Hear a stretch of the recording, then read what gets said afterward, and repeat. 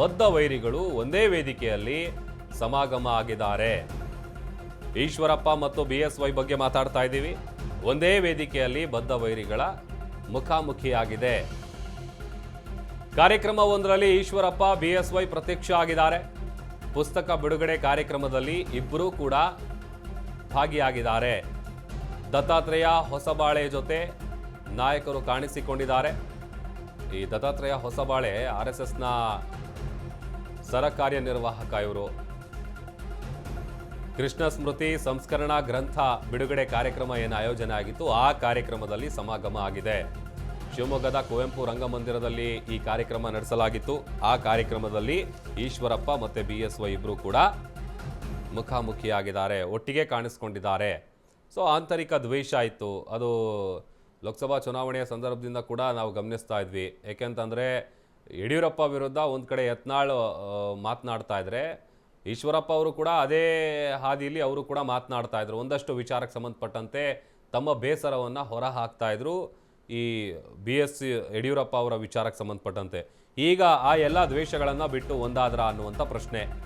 BJP ಪಕ್ಷ ಸಂಘಟಿಸಲು ಇಬ್ಬರ ಪಾತ್ರವೂ ಕೂಡ ಬಹಳ ಮುಖ್ಯ. ಸಂಘ ಪರಿವಾರದ ಹಿನ್ನೆಲೆಯಿಂದಲೇ ಈ ಇಬ್ಬರು ನಾಯಕರು ಬಂದಿದ್ದಾರೆ. ಮಕ್ಕಳ ರಾಜಕೀಯ ಭವಿಷ್ಯದ ವಿಚಾರದಲ್ಲಿ ಪರಸ್ಪರ ವಾಕ್ಸಮರ ನಡೆದಿತ್ತು. ಬಿಎಸ್ವೈ ಕುಟುಂಬದ ರಾಜಕಾರಣದ ವಿರುದ್ಧ ಈಶ್ವರಪ್ಪ ಧ್ವನಿ ಎತ್ತಿದ್ರು. ಕೊನೆಗೆ ಈಶ್ವರಪ್ಪನನ್ನ ಸೈಡ್ ಲೈನ್ ಮಾಡಿದ್ರು ಯಡಿಯೂರಪ್ಪ ಅವರು. ಇದೆಲ್ಲವೂ ಕೂಡ ಆಗ ಗಮನಿಸಿದ್ವಿ ನಾವು.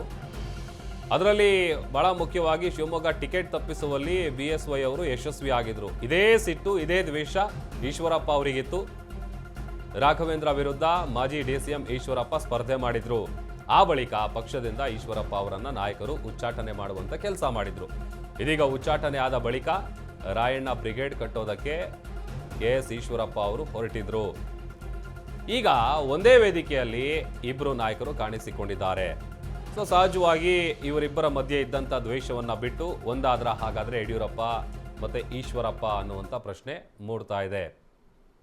ಶಿವಮೊಗ್ಗ ಟಿಕೆಟ್ ಏನಿದೆ, ಆ ಟಿಕೆಟನ್ನು ತಪ್ಪಿಸೋದ್ರಲ್ಲಿ ಪ್ರಮುಖ ಪಾತ್ರ ವಹಿಸಿದ್ರು BS ಯಡಿಯೂರಪ್ಪ ಅವರು. ಅದರಲ್ಲಿ ಇನ್ಫ್ಯಾಕ್ಟ್ ಸಕ್ಸಸ್ ಕೂಡ ಆಗಿದ್ರು. ಸೊ ಆ ಕಾರಣಕ್ಕಾಗೇನೆ ಇಬ್ಬರಿಗೂ ಕೂಡ ಒಂದು ರೀತಿಯಾದಂಥ ದ್ವೇಷ ಆಯಿತು.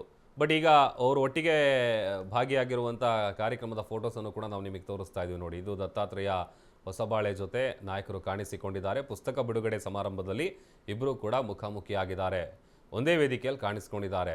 ಸಹಜವಾಗಿ ಇಬ್ಬರು ಕೂಡ ಒಂದಾದ್ರ ಅನ್ನುವಂಥ ಪ್ರಶ್ನೆ ಕೂಡ ಕಾಡ್ತಾ ಇದೆ. ವಿವೇಕ್ ನಮ್ಮ ಪ್ರತಿನಿಧಿ ವಿಚಾರಕ್ಕೆ ಸಂಬಂಧಪಟ್ಟಂತೆ ಹೆಚ್ಚಿನ ಡೀಟೇಲ್ಸನ್ನು ಕೊಡ್ತಾರೆ. ವಿವೇಕ್, ಒಂದು ಕಡೆ BS ಯಡಿಯೂರಪ್ಪ ಮತ್ತು ಈಶ್ವರಪ್ಪ ನಡುವೆ ಈ ಶಿವಮೊಗ್ಗದಲ್ಲಿ ಟಿಕೆಟ್ ಯಾವಾಗ ಮಿಸ್ ಮಾಡಿಸಿದ್ರು ಅಲ್ಲಿಂದಲೂ ಕೂಡ ಇವರಿಬ್ಬರ ನಡುವೆ ಒಂದು ರೀತಿಯಾದಂಥ ಮುನಿಸು, ದ್ವೇಷ ಇತ್ತು. ಬಟ್ ಒಂದೇ ಕಾರ್ಯಕ್ರಮದಲ್ಲಿ ಒಂದೇ ವೇದಿಕೆಯಲ್ಲಿ ಇಬ್ಬರು ಕೂಡ ಮುಖಾಮುಖಿ ಆಗಿದ್ದಾರೆ. ಸೊ ಹಳೇದೆಲ್ಲ ಮರ್ತರ ಹೇಗೆ, ಏನು ಮಾಹಿತಿ ಸಿಗ್ತಾ ಇದೆ?